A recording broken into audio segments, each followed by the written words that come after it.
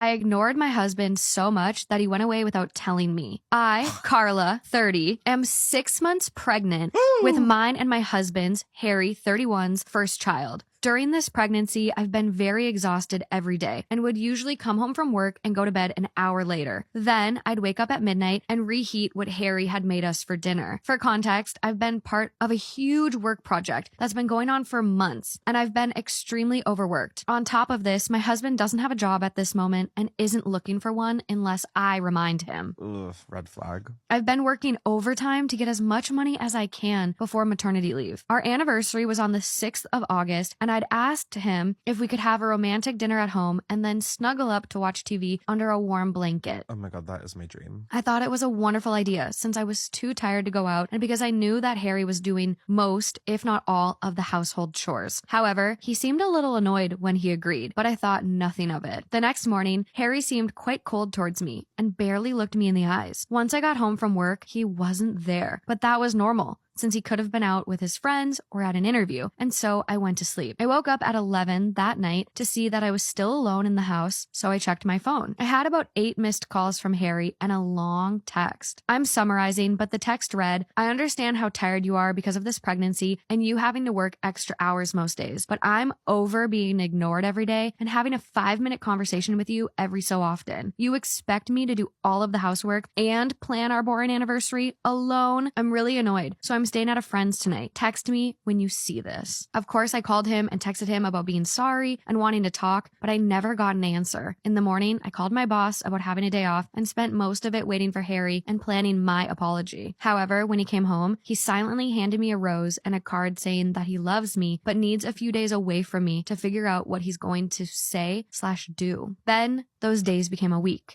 This part happened on the 13th, 8 days later. I messaged him every day and he would constantly say that he needed one more day or just another night at his friend's to figure all of this out. But on the 13th, I decided to go to the friend's home he was staying at to confront him. He's not there. So I drove over 30 minutes away and banged on the door so hard that I could hear it echo from inside. By this point, I realized that I should have put more effort into our relationship, but he also should have talked to me about this instead of running away. Agreed. Harry's friend came to the door and was confused but pleased to see me. He seemed a little on edge as I talked to him, and he had to break the silence every so often with comments about my pregnancy and how he couldn't wait to meet the baby. Finally, we stopped talking and I practically demanded to see Harry, saying that I wanted to apologize but also explain how childish he was being by hiding from me. The thing that I found absolutely hilarious, but actually not at all, was that his friend said that Harry wasn't there and had left for Ireland on the 9th. Ireland! To say I was absolutely beyond furious and extremely confused would be such an understatement. His friend invited me in and sat me down to talk. Turns out that Harry had told his friend all of our problems and had come up with a solution of going on a holiday as a couple to sort everything out and learn to love each other again, in Harry's words. So, of course, his friend thought that this was a lovely idea and helped him book the flight on the evening of the 5th. The first time he had stayed at his friend's house. Since it was last-minute booking, Harry's friend had stayed up with him for quite a while before they found a flight who was taking a few more passengers due to canceled tickets. His friend then explained how he'd been confused when I arrived at the door, but didn't want to say anything about the holiday in case it ended early due to us arguing. Harry's return ticket is booked for the 20th of August. I'm just so angry and quite heartbroken, to be completely honest. Homeboy's still in Ireland as we're recording. Yep. I messaged him the moment his friend had finished talking, and Harry only responded an hour ago with nothing more than a, quote, "had to figure things out, sorry." Honestly, I wish he was like top of the morning. Am I the asshole for leaving my own wedding early? So I, 30 male, and my husband, 34 male, just got married a week ago. We were having a good wedding until the speeches happened. Now, I thought it was common sense not to do this, but during the best man speech, he decided to propose to his girlfriend. She said yes, and all hell broke loose. Shut up. We're already off to a cracking start. Terrible. All right, let's see where this goes.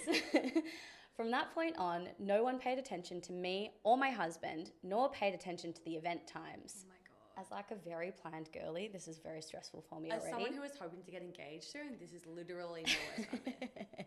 All right, we shall continue.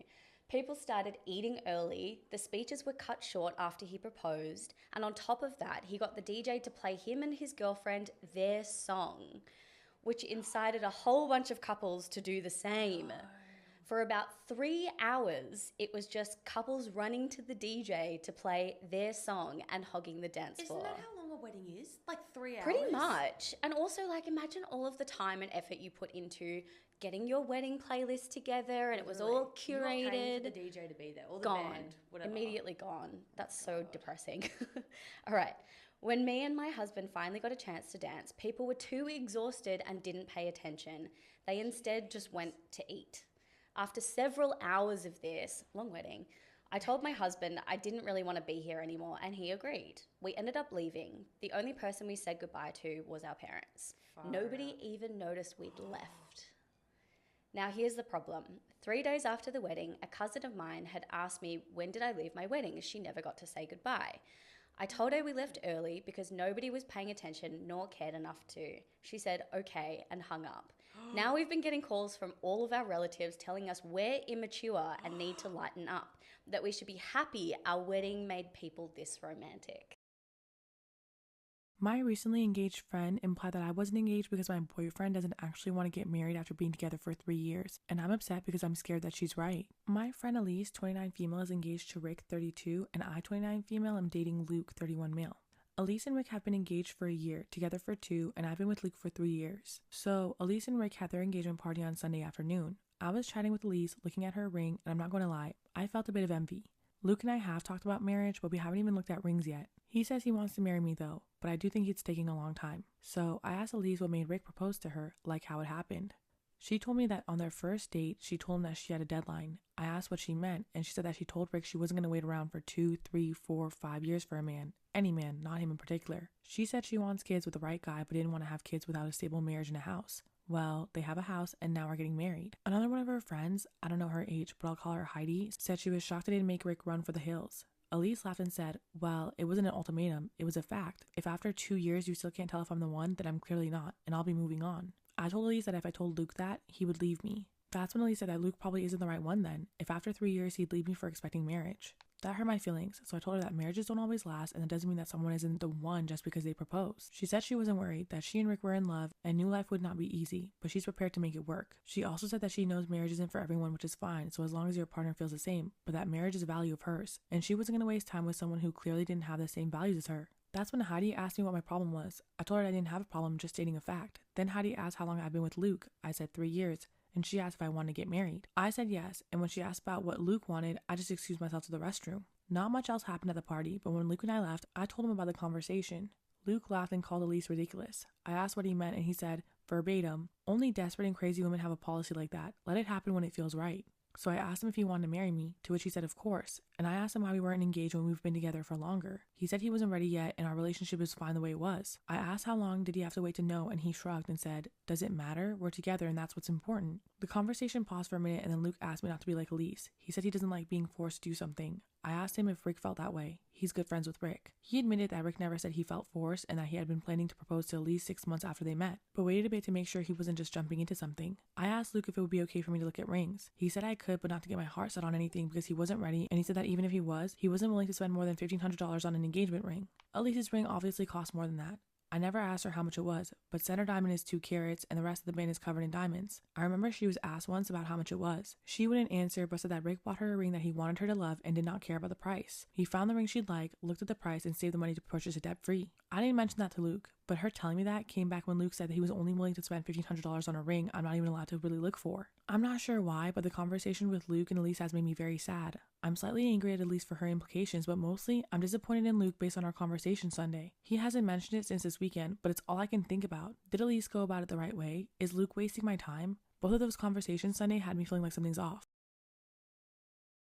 Am I the asshole for refusing to let someone order an item off of the menu? I'm a waitress, and I have a semi-regular family that comes in every once in a while. Every time they come in, they order their youngest child macaroni and cheese. Ugh, they're the asshole for sure. The first time I served them, the child threw up all over the booth. I didn't think much of it, just that he was sick or had an upset stomach. The next time was the same thing, mac and cheese, then puke. This is an every time occurrence. The kid orders mac and cheese, then throws up. The kid never gets to the bathroom, and most of the time he doesn't even make an attempt to leave the table. I believe once he started walking to the bathroom, but that's it. The most recent time they came in, the child went to order mac and cheese again, and I asked the mom, Is he okay to have that? He gets sick every time. The mom said, oh yeah, Kraft mac and cheese makes him sick, but he wants it. I said, ma'am, I'm sorry, but I don't think your child should order this if you know he's going to puke from eating it. And quite frankly, I really don't want to have to clean up vomit tonight. The mom threw a bit of a fit, and the manager had to come over and was agreeing with me. Was I in the wrong for not wanting / allowing him to order the mac and cheese that makes him sick?